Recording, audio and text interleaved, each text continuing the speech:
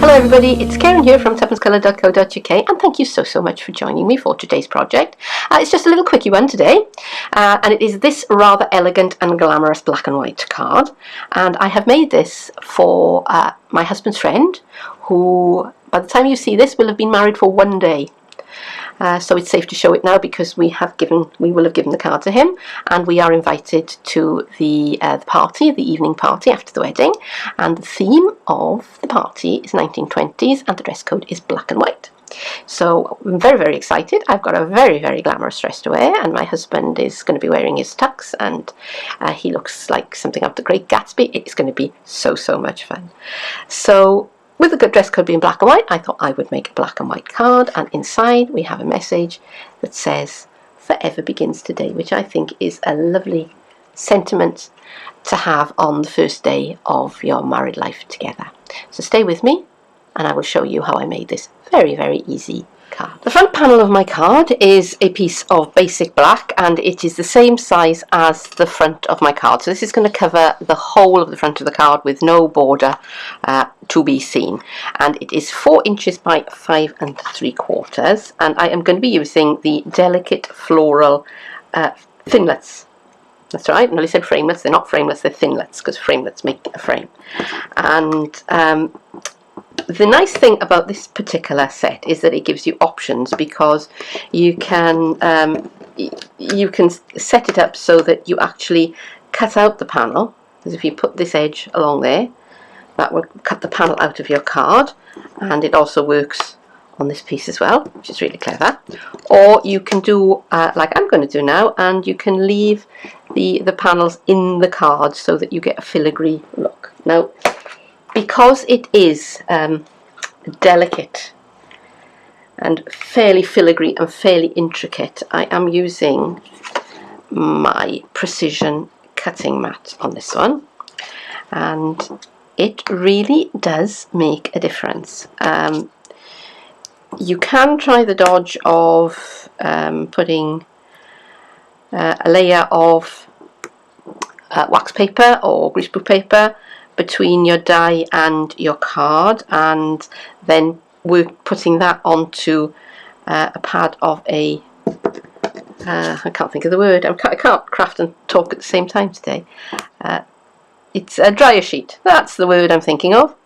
And you can do that, and that will work for you as well. But this just gives such a glorious finish. So I'm trying to line those up so that they are reasonably even, and I've got my cutting pad, which I'm going to put on top, and I'm going to take that over to my big shot, and I am going to cut it out. Be right back. Okay, I am back, and there it is, and that just went through the big shot once, and if I turn it over, I don't know how well you can see, but I can see that it's cut all those intricate pieces.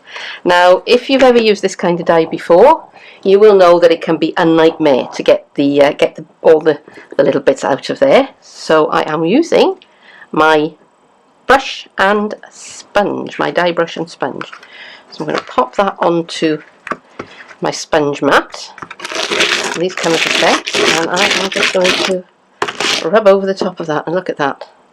That has come away. A few pieces left inside, but we'll soon clear those out. Do those later. And that's just... What is happening is these are very stiff bristles, and they are getting into all of those little release holes. And if you didn't do this, and you didn't use any other method, you would be there with a piercing tool, and you would be poking away for some time.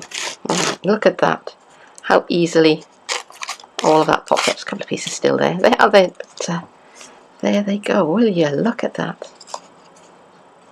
And I have to be honest, without the precision mat and without this kind of helper, I would not have attempted. I wouldn't have even thought about attempting to die cut something as intricate as this, unless I was really good friends with the person who was going to get this card, because that is just so intricate and gorgeous. Okay, so that's done. I'm just going to clean up my pieces and then we'll move on to the next stage. I'm going to stamp sentiment on the inside of the card next, while it's still undecorated, because that will be easier for me. And normally I don't think about this until after I've finished, so today I'm ahead of the game. And I'm choosing this sentiment, which is from Sweet Sayings, and it says "Forever begins today." And for some reason I don't have very many stamps that are suitable for weddings in my collection. I'm going to have to do something about that, so I'm inking up my stamp with my Tuxedo Black Memento ink, and I'm just going to make sure I've got it the right way up, because I haven't indexed this set for some reason.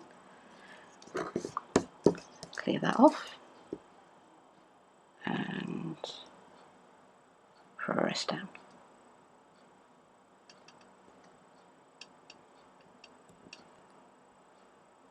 I've got 1, 2, 3, 4, 5. I've got my silicone mat underneath to give myself a good surface, and that has stamped beautifully.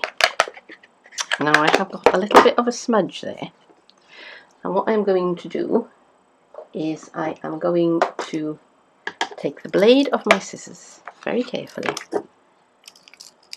I am just going to scrape away at that surface.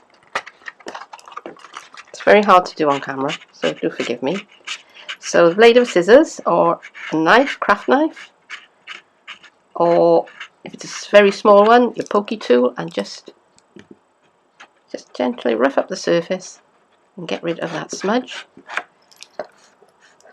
And trust me, although you will know that that is there and your eye will always be drawn to it, the person who gets the card won't notice, promise you. So that is how you fix a little smudge. Alright, so it's the front of my card, so let me bring back my die cut piece, and I've also got a couple of pieces of the Dazzling Diamonds glimmer card, and this is just so gorgeous. Alright, so I'm just going to bring back the front panel of the card, and I have cut 2 pieces of Dazzling Diamonds, which are just slightly smaller than the card itself. Now it's actually one piece that I sliced in 2, and the reason why I did that is that it's going to make it that much easier to stick it all down. Now I've already had a go at this using the fine tip glue, and it didn't work too well for me. I was hoping that by using that I could avoid the squish of Tombow, but it just didn't have enough grab. So I'm reverting to type, I'm reverting to Tombow, and I'm just putting spots of Tombow just across the back of the filigree pattern, wherever there seems to be a reasonable amount of card for me to attach it to. So I'm going to bring in my Dazzling Diamonds panel, and I'm just going to stick that on. Just rub that down, and it does need, I would say, if you got some of that sticky film, you know, double-sided adhesive sheets that you could apply to the back of your card before you cut it out, that would be helpful. It would need to be very, very lightweight, very thin. Oh, come on, do stick down. There's a good card. It would need to be very lightweight and very thin, because again, you're putting this through the precision die cutting plate. Okay, that's starting to go off now. There we go. And I'm going to do the same now for the top panel. So again, when the Tombow wants to come out of the tube,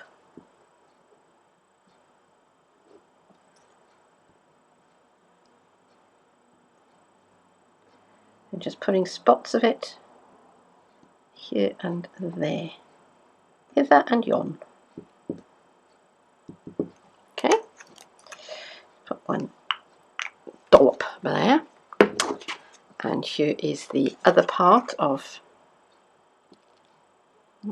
my Dazzling Diamonds card, and that can go onto the back of that, and that is going, when it all gets set, when it all sets up, which it does take time because you're sticking onto glitter, and glitter is, because glitter is always, unless it's an encapsulated glitter, there is always a bit of loose surface with glitter.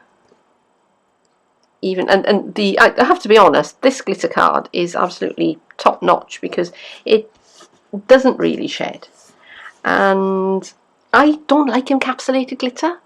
It, you know, it looks fake, for want of a better word. It doesn't look as good as the real thing. Oh dear, this is being naughty. Right, so I think what I am going to have to do with this is I'm going to have to go away and let it set properly before I move on to the next stage. Adhesive's now dry, and that, I think, is pretty gorgeous just as it is, but I want to add one more finishing touch, and I've got a couple of pieces of our Whisper White organza ribbon, and I cut that so that it will go around the front of my card, and I'm going to lap it around the back. But before I do that, I want to make it look as though it's two ends of ribbon tied together, and I've got another length of the Whisper White ribbon, and I'm just going to tie a knot. Okay, and the nice thing about this ribbon is that it doesn't really have a right and a wrong side. Both sides are equally gorgeous. So I think it's a little tight, so I'm going to loosen that a little bit. And that will sit onto the front of my card. And I'm just going to snip off the ends because they're a bit long.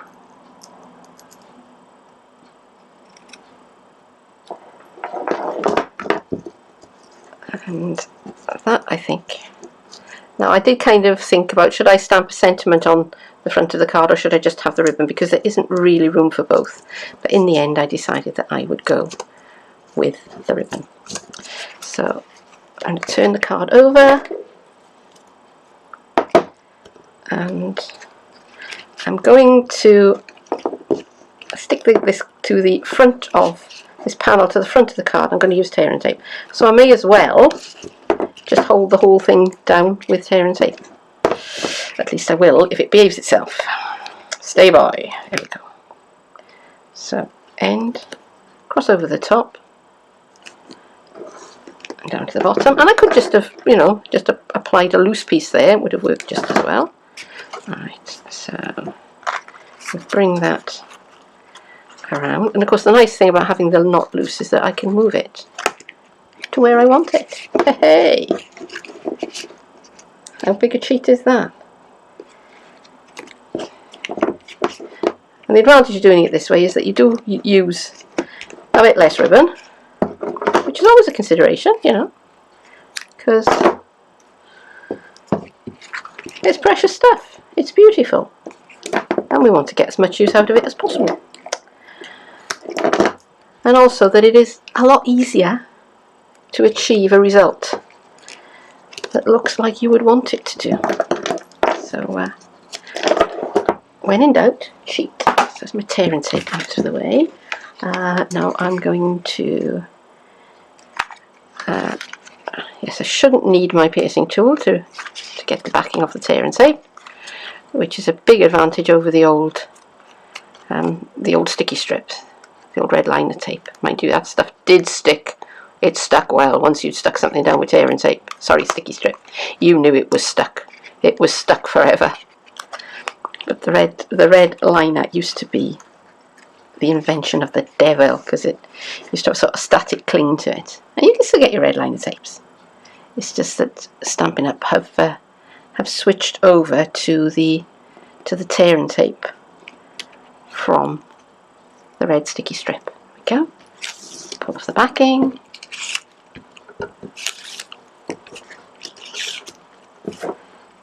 And there is the front of my black and white wedding card.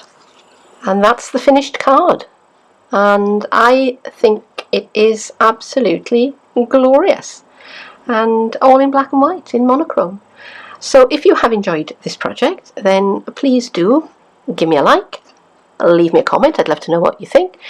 If you really like this project, then what about subscribing to my channel, and what about sharing it with your friends? I'd be very happy if you did that. You can also visit my blog and my Facebook page and my online shop. The details are underneath this video. I will be posting more videos soon, but for now, thanks very much for joining me, and I hope I'll see you again soon. Bye bye.